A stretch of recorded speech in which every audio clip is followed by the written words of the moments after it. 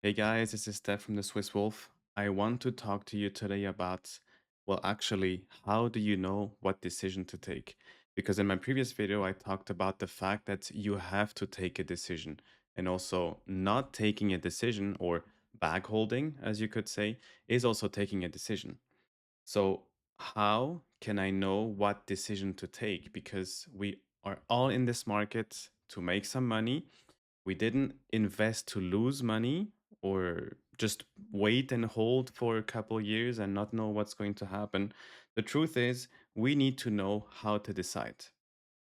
And the truth is, if you invested in this market and just waiting to see what happens, waiting to see if your investment is going to go higher, if your investment is going to pay a 5x or a 10x or anything like that, the likelihood is that emotions will take over at some point and you will take a bad decision. So, to avoid this, you have to know beforehand exactly, okay, what am I going to do?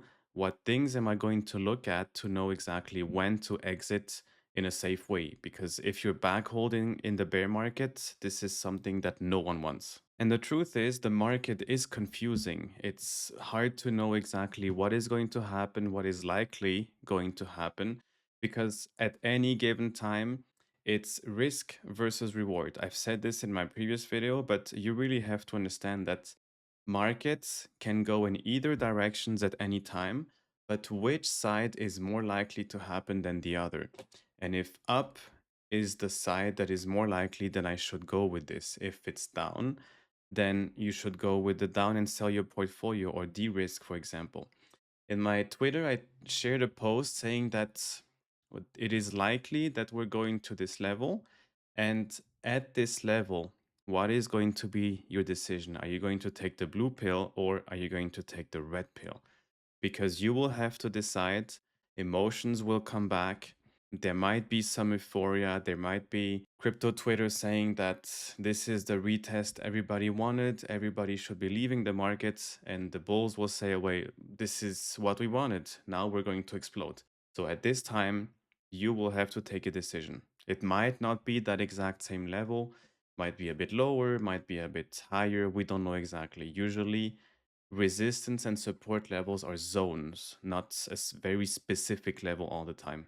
So I'm going to give you a little bit of an update about what I see in the market right now in terms of TA and price action, what I see likely happening, and also a few things that you can use to take your decision. I'm not here to tell you, do this and you will win. I'm just here to share what I'm doing. And if you like the tools, then you can use them to take your decision. Because the truth in the end is that no one will pay for your mistakes or for your decisions than yourself. If you followed anyone, then you will have to have the losses or have the profits, obviously. But no one else can be blamed for the decisions than yourself. So the best thing to do is really to put all the cards on your side, look at confluences, not just one single indicator, because if you're using just one indicator, then it is very likely you're going to make a mistake. So, this is why it's important to have confluences, not just one single indicator or just following one person, for example. And my goal with this channel is to just share a set of confluences that make me take a decision. And then you can decide if you like that decision or if you don't like it. If you like it, you can follow the same decision based on the facts that I'm going to present or follow someone else. But in the end, you really have to understand that you have to take a decision. This is one of the most important things. And when taking the decision, it's really key to understand, okay, why am I taking this decision?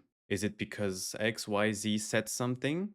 Is it because the data is showing something? Or is it because, well, everybody's doing that? If it's because everybody's doing something, then it's not a very good reasoning. But it's better to make a mistake knowing why you took the decision than make a mistake just following blindly someone. So, where are we in the market right now? The monthly candle is looking bearish, but already with a very big rejection, which is very positive. And if we take the fib tool from the swing low to the swing high, we're rejecting pretty well that 78.6% level, which is a level that institutions like to use. The fib tool is something that's very powerful. I've been using it in Forex and in crypto. It's working really well as well, especially now that we have institutions. How do I know this? If I take, for example, Euro USD on the weekly time frame, I go from a swing low right here to a swing high right there, retracement to the 61.8% level, extension to the first level right there. The fib tool is a tool that is taught by institutional traders when newbies start and is something that is seen in the stock market, in Forex. I've used it many times in Forex to set an entry level and also an exit level. This is something very powerful. So now if we go back to Bitcoin, we are sitting on that 78.6% level, which is the max retracement that is valid before completely changing the structure. If we break this level on a monthly and stay below, then it becomes invalid. But we're currently seeing a very good reaction to it. You can see on the weekly, it's very accurate. We have the weekly support right there and that same 78.6 level. So now that we're seeing that retracement from this level, that pullback, we are very likely going to go back to the 100K. And at this time, what are you going to do? Are you going to take the red pill or the blue pill? Because you will have to take a decision. The good thing is that we are already seeing the options prices go down because we're seeing a retracement. So by the time we get to this level, they're going to be way cheaper and it's going to be easier to hedge and be prepared for both scenarios. And again, I am going to prepare for the bullish case because when everybody expects the bear market, I tend to expect the bull market. And when everybody's ready to sell into a retracement, take profits, reinvest lower than I'm holding. But nonetheless, I'm going to prepare for a downside so that whatever comes out, I'm going to be ready and make profits from both sides. And the issue is that when you look around on X, on YouTube, everybody's saying one thing. Everybody's saying, well, we are going up, and everybody's saying we are in the bear market. This is it, it's over. So when everybody's telling you, well, this is certain, how do you decide? Because then the opinions get so conflicting and you have so many different opinions. This is why my journey here is just to share the decision I'm taking, what I'm doing, and to explain you exactly why I'm taking this decision and also what are the data points that would make one outcome more likely than the other. And also, what you have to understand is that if you are in fear right now and confused, not knowing what to do, not sure if you should buy, if you should sell, imagine being in euphoria. It is worse than being in fear because at that time you have a lot of doubt that comes in. You have that excitement with the money that also adds to it, and it becomes even more confusing. And this is why it's very important to prepare before because when you are in that state, you will not know exactly what to do. So, in terms of chart, we are bullish still. We're not bearish on the high time frame. We're reacting from that level. On the daily, you can see that we had a bearish candle, a doji, and a bullish candle. This is a morning star. It is a reversal pattern at the end of a downtrend. And it happened to be exactly at the 78.6% level, which is a great sign. So I'm still bullish. The 4 hour time frame is not fully bullish yet. We would still have to close above 94,000. And to turn fully bullish, we need to have every time frame turn bullish. So we have our levels where we know exactly, okay, this is where we need to break to become bullish. Until then, we could see ranging. We could retest this level right there before going higher. And if we look at Ethereum, we are exactly on a similar level. The 61.8% level, which is also a really good retracement level. And if you look on the monthly, we are sitting also on a demand zone. What is a demand zone? It's a very strong doji that shows a very strong accumulation. So we had a bullish move, massive accumulation that shows as a doji, and then a strong leg out of this doji right there. So we have the retest of the fib tool, we have the strong demand zone that is acting as a very good support. If you want another example of what is a demand zone and how it works, you can look on the weekly on Bitcoin. This is here a demand zone. You have a bullish move, a slowdown, which is the accumulation, and then a very strong leg up. Once we came back to this level, there was a strong buy order or strong buy orders that were placed, and it acted as a very strong support. We're seeing the exact same thing on Ethereum and this on the monthly time frame. So the chart are showing signs of support and bullishness. The S&P is also showing a massive wick at the bottom here on the monthly, which is indicating that we are finding a support as well. Bullish engulfing on the weekly, we still have to wait a little bit for the candle, but you can see that the daily saw a fake out of this kind of support here, and then 4 days of straight move up, and we are now closing above this level right there. So we're seeing a few charts that are telling us we are very likely finding support and finding our local bottom. So now we established that we have a support, we're very likely going to have our local bottom.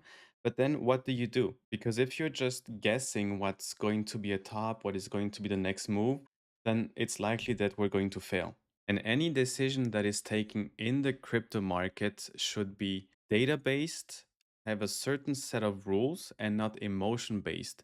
It's not because 90% of Twitter is going to sell or every single YouTuber is telling me to sell that I should be selling.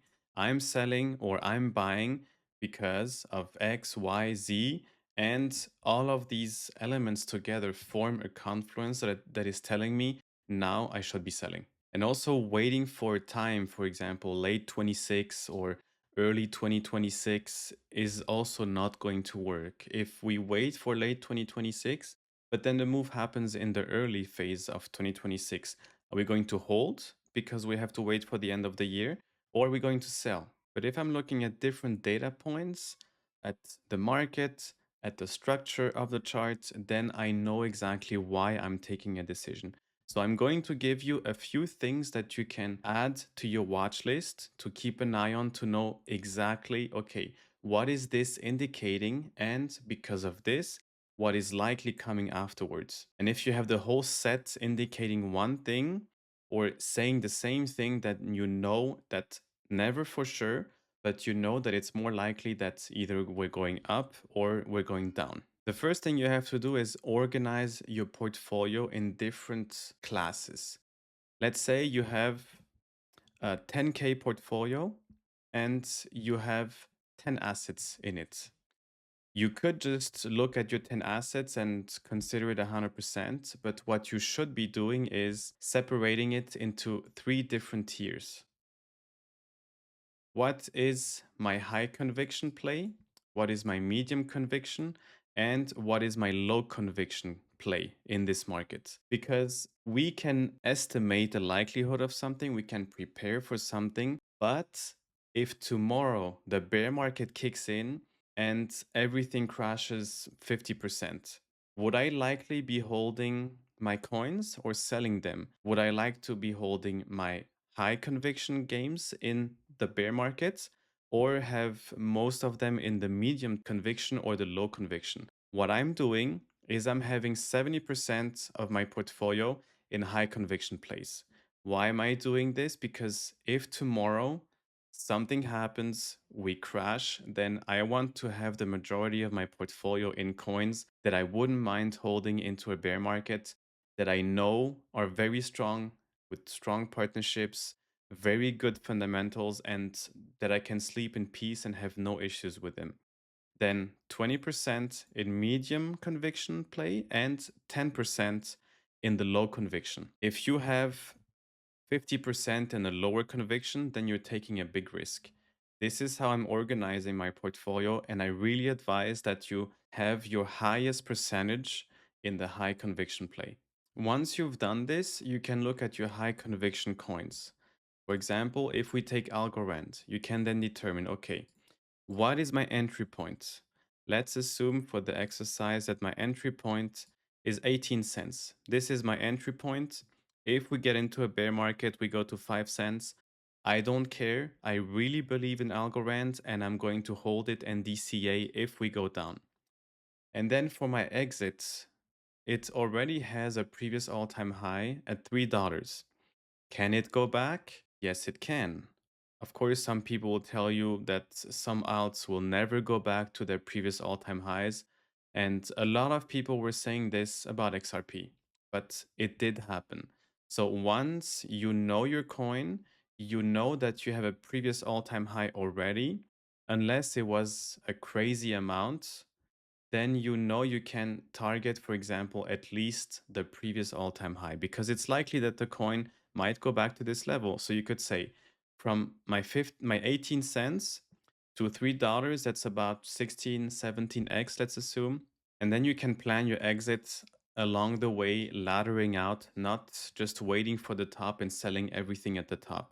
It's really important to start taking profits a little bit early.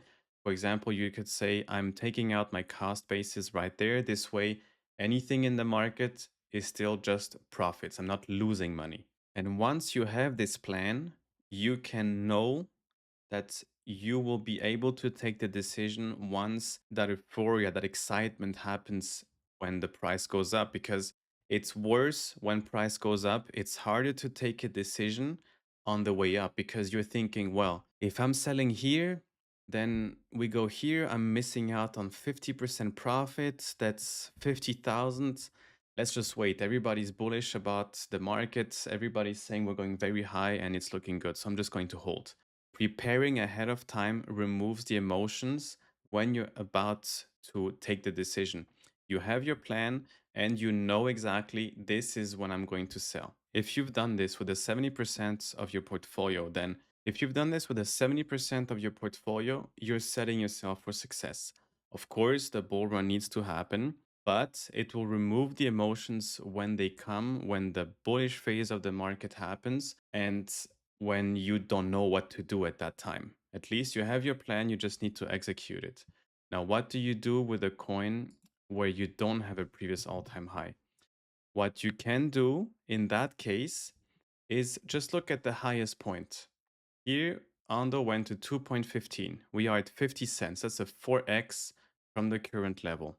From the lowest point, which is the listing price, to the swing high, we have a retracement that came to the 78.6% level. Where can I take some profits? First extension, 2.7. Second extension, 3.4. I've noticed that in crypto, especially when we're in that very bullish phase of the market, we very often go to at least the third extension, which is 4.2. So what you can do, knowing that you have an entry, let's say you have an entry right there at 50 cents. Take some profits at the 27%, the 61, and then the 100%. And you can leave some others for further extensions. This is how you can determine, okay, I'm going to take some profits here, 10% there, 20% there, 30% there.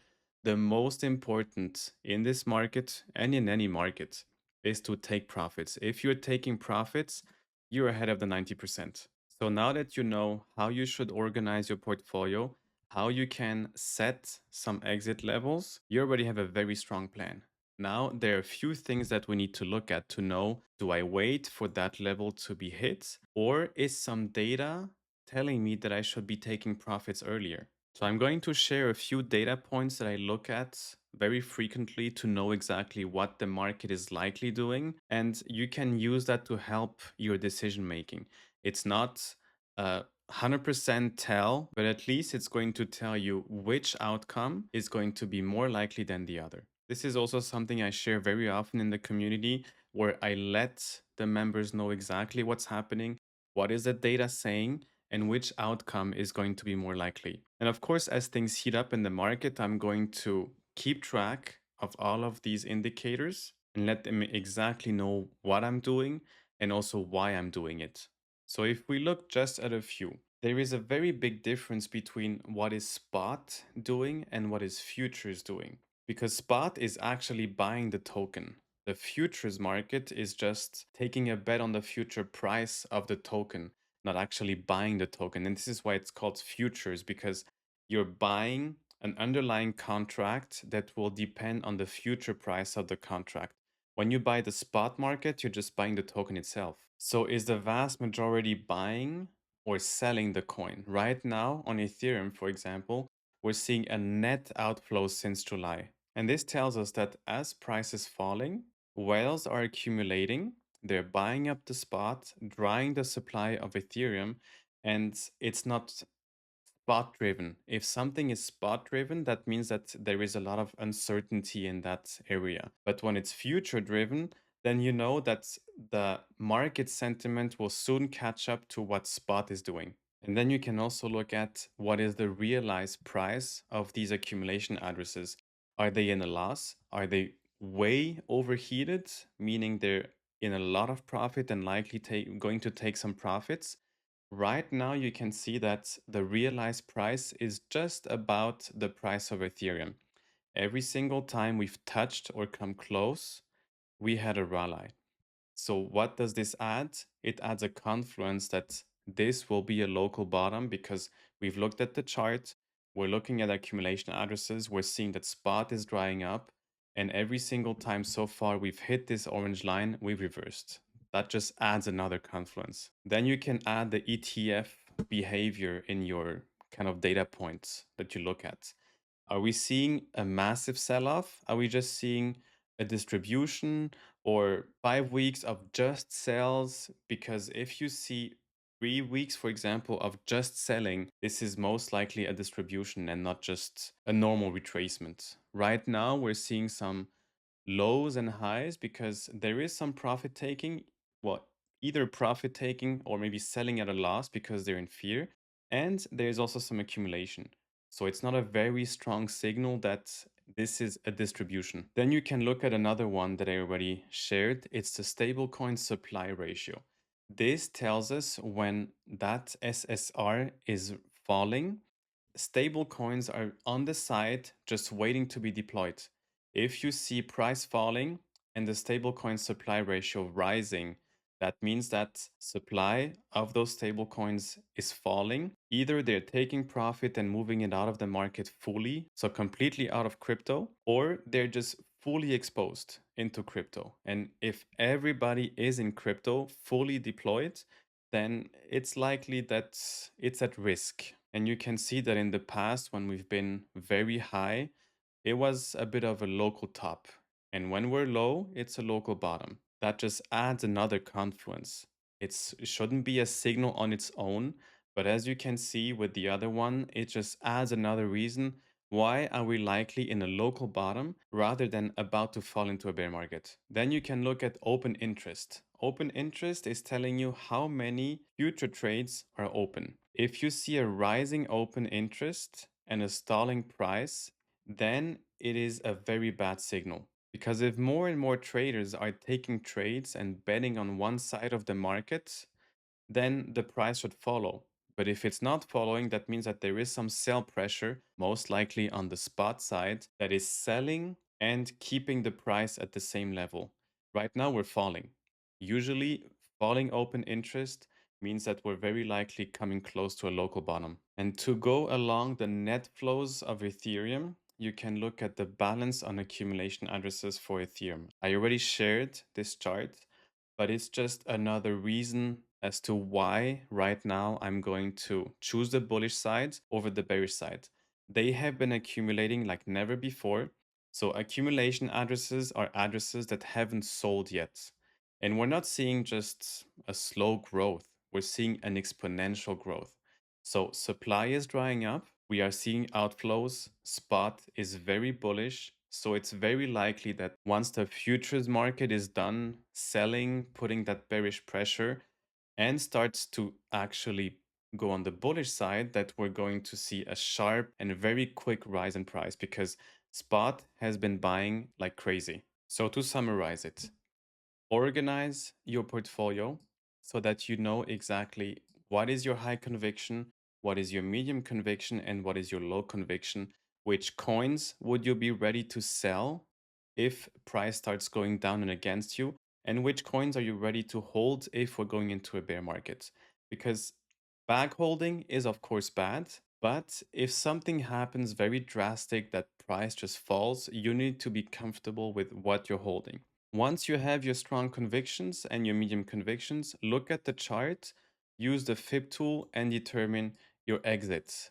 It's important to do it now because it removes the emotions of when we are in that very heated phase of the market. And then set yourself a list of different data points that you can look at and know exactly, okay, if, for example, three out of these five data points that I'm looking at are flagging bearish, I'm setting the lower conviction of my portfolio. And also, if on top of that I'm seeing Bitcoin that is bearish, we're breaking below a certain level on the monthly, for example, then you can know, okay, because of this, I'm going to sell 50% of my medium conviction portfolio and 100% of my low conviction because I'm de risking because of X, Y, Z, and I have a whole bunch of data points that together create a confluence as to why I'm taking this decision. Thank you for watching. I hope you've enjoyed how I broke things down. If you do, please like and subscribe. I will be doing more videos like that. You can also follow me on Twitter where I will post regular charts. And if you want a more in-depth breakdown of the markets, of the data points that I look at, you can join my community. I will be transparent and share exactly what I'm doing and when I'm doing it. And I also have a level for traders. So if you want to get to know trading, get familiar with it, make some profits also along the way, because you can make profits in spot and also in futures trading. We already had 2 TPs. We're approaching the third TP. So if you want to learn that craft, you can join, ask me any questions. I have some lessons and I'll be posting more and more also, because as you may know, I am first and foremost a trader. I started in the forex market trading there, but because the volatility is very interesting in crypto, I came over to crypto. I hope you guys have a great week and smash it. I'll talk to you soon.